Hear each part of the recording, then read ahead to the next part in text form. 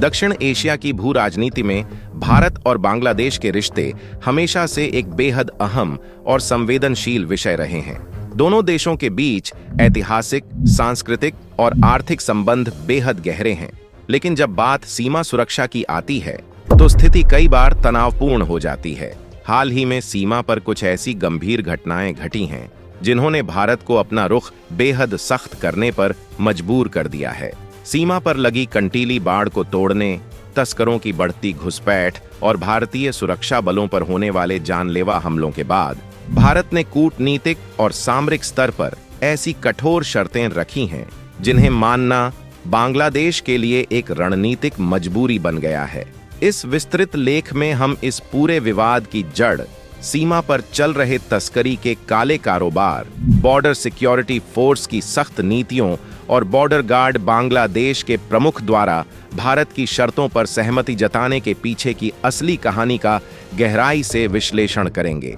इसी तरह की और रहस्यमयी जानकारी प्राप्त करने के लिए हमारे चैनल ट्रू हिस्ट्री को आज ही सब्सक्राइब करें और बेल आइकॉन को प्रेस करें। भारत और बांग्लादेश दुनिया की 5वीं सबसे लंबी अंतर्राष्ट्रीय सीमा साझा करते हैं, जिसकी कुल लंबाई लगभग 4096.7 किलोमीटर है। इस सीमा की सबसे बड़ी चुनौती इसका भूगोल है। यहाँ घने जंगल, ऊंची पहाड़ियां और सबसे बढ़कर सैकड़ों नदियां मौजूद हैं जो सीमा को पोरस यानी छिद्रपूर्ण बनाती हैं।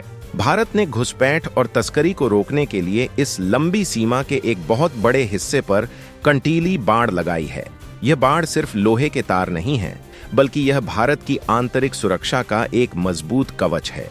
लेकिन नदियों वाले इलाकों में पक्की बाड़ लगाना तकनीकी रूप से असंभव होता है और तस्कर इन्हीं भौगोलिक कमजोरियों का फायदा उठाकर अपने नापाक मंसूबों को अंजाम देते हैं। हाल के वर्षों में सीमा पार से आने वाले तस्करों ने बाढ़ को नुकसान पहुंचाकर भारत की सुरक्षा के लिए एक गंभीर चुनौती पैदा कर दी है। ये तस्कर रात के अंधेरे, घने कोहरे और खराब मौसम का फायदा उठाते हुए आधुनिक उपकरणों की मदद से चुपचाप बाढ़ काट देते हैं। इनका मुख्य मकसद मवेशियों, नशीले पदार्थों और सोने की तस्करी करना होता है। इस अवैध कारोबार में भारी मुनाफा होने के कारण जब बीएसएफ के जवान इन्हें रोकने का प्रयास करते हैं तो ये तस्कर पीछे हटने के बजाय जवानों के साथ हिंसक टकराव और संघर्ष पर उतारू हो जाते हैं, जो सीधे तौर पर देश की सीमा सुरक्षा व्यवस्था पर एक बड़ा प्रहार है। बीएसएफ जवानों पर बढ़ते हमलों और सीमा पार से हो रहे अपराधों को देखते हुए भारत सरकार और बीएसएफ के उच्च कमान ने अपनी रणनीति में बड़ा बदलाव किया। भारत ने स्पष्ट कर दिया कि सीमा सुरक्षा के साथ किसी भी प्रकार का कोई समझौता नहीं किया जाएगा। सीमा पर तैनात जवानों की सुरक्षा और सीमा की गरिमा सुनिश्चित करने के लिए भारत ने सुरक्षा व्यवस्था को और अधिक सुदृढ़ करते हुए आत्मरक्षा के लिए स्पष्ट दिशा निर्देश जारी किए हैं। भारत ने दृढ़ता से प्रस्ताव रखा कि सीमा पर बाढ़ को नुकसान पहुंचाने वाले तस्करों के खिलाफ सख्त कानूनी कार्रवाई होनी चाहिए, उनके ठिकानों को निष्क्रिय किया जाए, सीमावर्ती इलाकों में रात के समय गश्त बढ़ाई जाए और दोनों देशों के सुरक्षा बलों के बीच रियल टाइम खुफिया जानकारी तुरंत साझा की जाए। इन रणनीतिक मांगों पर बांग्लादेश की बीजीबी ने सकारात्मक प्रतिक्रिया देते हुए अपनी पूर्ण सहमति जताई है। इस कूटनीतिक सहयोग के पीछे मुख्य कारण यह है कि बांग्लादेश अपने बेहतर व्यापार और आर्थिक विकास के लिए भारत के साथ शांतिपूर्ण और स्थिर संबंध चाहता है। इसके अलावा अवैध तस्करी और नशीले पदार्थों का नेटवर्क खुद बांग्लादेश की आंतरिक सुरक्षा और वहां के युवाओं के लिए भी एक बड़ी चुनौती बन रहा था। इन्हीं साझा चिंताओं के कारण बीजीबी प्रमुख ने सीमा पर जीरो टॉलरेंस की नीति लागू करते हुए भारत के साथ मिलकर सुरक्षा तंत्र को मजबूत करने का अहम फैसला लिया है। भारत की शर्तों को मानने के बाद जमीन पर कई सकारात्मक बदलाव देखने को मिले हैं। दोनों देशों के सीमा सुरक्षा बलों ने मिलकर जॉइंट वल्नरेबल मैपिंग की है। इसका मतलब है कि सीमा के उन हिस्सों की पहचान की गई है जहां से सबसे ज्यादा तस्करी होती है या जहां बाढ़ नहीं है। अब इन संवेदनशील इलाकों में बीएसएफ और बीजीबी एक साथ मिलकर रात में गश्त करते हैं। इसके अलावा भारत ने अपनी सीमा को पूरी तरह सील करने के लिए स्मार्ट फेंसिंग और CIBMS comprehensive integrated border management system जैसी आधुनिक तकनीकों का इस्तेमाल तेज कर दिया है, जिससे तस्करों के लिए बाढ़ के करीब आना भी लगभग नामुमकिन हो गया है। अगर हम कूटनीतिक चश्मे से देखें तो बांग्लादेश फंसा नहीं है, बल्कि उसने एक यथार्थवादी रुख अपनाया है। बाढ़ तोड़ने की घटनाओं ने भारत के सब्र का बांध तोड़ दिया था। भारत ने यह स्पष्ट कर दिया कि दोस्ती अपनी जगह है, लेकिन राष्ट्रीय सुरक्षा सर्वोपरि है। बीजीबी का भारत की शर्तों को मानना भारत की एक बड़ी कूटनीतिक और रणनीतिक जीत है। यह साबित करता है कि भारत अपने पड़ोसियों के साथ शांति चाहता है, लेकिन वह अपनी सीमाओं की सुरक्षा के लिए किसी भी प्रकार के दबाव का इस्तेमाल करने में सक्षम है।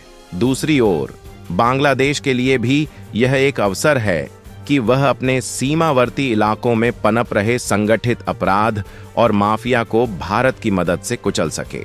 अंत में यह कहा जा सकता है कि भारत और बांग्लादेश के बीच सीमा प्रबंधन एक अत्यंत जटिल प्रक्रिया है। तस्करों द्वारा बाढ़ तोड़ने की घटनाएं और बीएसएफ जवानों पर हमले केवल एक सुरक्षा चूक नहीं, बल्कि एक संगठित अंतर्राष्ट्रीय अपराध का हिस्सा थे। भारत द्वारा रखी गई सख्त शर्तें और बीजीबी प्रमुख का उन पर अपनी सहमति जताना इस क्षेत्र में शांति और सुरक्षा स्थापित करने के लिए उठाया गया एक बेहद आवश्यक कदम है।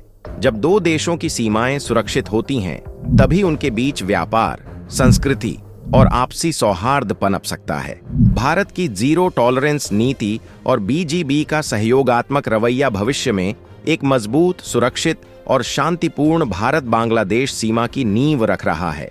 यह घटनाक्रम दुनिया को यह सख्त संदेश देता है कि भारत अपनी सीमाओं की सुरक्षा और अपने जवानों के सम्मान के साथ किसी भी सूरत में समझौता नहीं करेगा।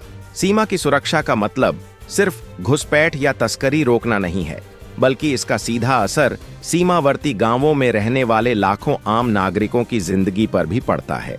जब सीमाओं पर तनाव और अपराध खत्म होता है, तो वैध व्यापार को स्वाभाविक रूप से बढ़ावा मिलता है। भारत और बांग्लादेश के बीच चलने वाले बॉर्डर हाट इसके सबसे बेहतरीन उदाहरण हैं, जहां दोनों देशों के आम लोग शांतिपूर्ण माहौल में अपना सामान बेचकर अपनी आजीविका चलाते हैं। सीमा सुरक्षा मजबूत होने से इन इलाकों में रहने वाले किसानों और स्थानीय निवासियों को अब किसी माफिया या तस्कर के डर के साए में नहीं जीना पड़ेगा। इसके अलावा एक सुरक्षित और अपराध मुक्त सीमा दोनों देशों के बीच व्यापार, टूरिज्म और मेडिकल सुविधाओं के लिए आने वाले लोगों के लिए भी एक भरोसेमंद और सकारात्मक माहौल तैयार करती है।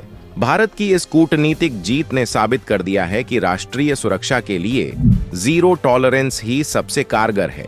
यह मॉडल भविष्य में म्यांमार जैसी अशांत सीमाओं के लिए भी एक बेहतरीन मास्टर प्लान बन सकता है। क्या भारत को अपनी नेपाल और म्यांमार सीमा पर भी यही सख्ती और स्मार्ट फेंसिंग लागू करनी चाहिए? कमेंट्स में अपनी राय जरूर दें।